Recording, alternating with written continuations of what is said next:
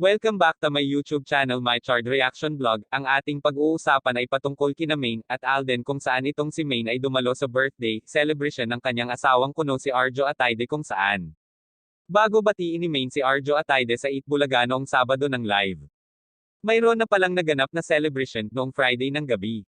At pagkatapos ng live ng Itbulaga, doon na nila pinost ang video at ang ilang picture kuha daw sa celebration ng nasabing birthday ni Arjo, pero nalaman natin na kaya pala binati ni Maine ang asawa kuno na si Arjo Atayde sa sugod bahay noong Sabado dahil gusto ng TVJ kita naman diba sa video ng Itbulaga sa TV5 matapos batiin ni Maine si Arjo Atayde ng happy birthday. Diba alam natin na scripted yun dahil sa pinakita kong picture na may hawak si Maine na papel diba sa nakaraang update natin.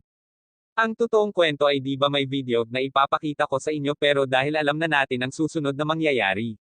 Dahil nabuking na natin, ang pinanggagawa nila kay Maine kasi na parang natunugan nila.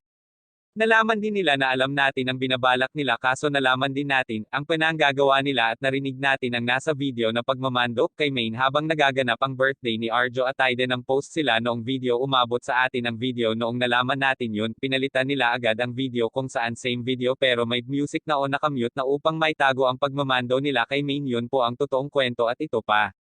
Kung totoo yung kwento na parang tulad din ito sa kwento ni Francis M na nito lang nabigla ang lahat na may anak pala si Francis M at may kinakasama pala ang dating Dabarkads at Matter rapper na ngayon lang nagsalita matapos ng halos 15 years na sinabi ng dating kinakasama o asawa ni Francis M na noong nabubuhay pa itong si dating Dabarkads at master rapper Francis M. Lagi daw po mga ka-aldab dumidalaw itong si Francis M doon sa mag-ina niya at alam ng mga taga-Itbulaga yun. Ayon ito sa agap nating balita, ibig sabihin itong kilala ng lahat na asawa ni Francis M na may anak din sila. Ganon ang ginagawa ngayon kina Maine at Alden, mga ka-aldab, na palalabasin nila na itong si Alden at Maine ay hindi totoong mag-asawa kasi kasal na si Maine kay Arjo Atayde, at kailangan mang kaanak muna si Maine at Arjo bago ilabas ang katotohanan kina Maine at Alden.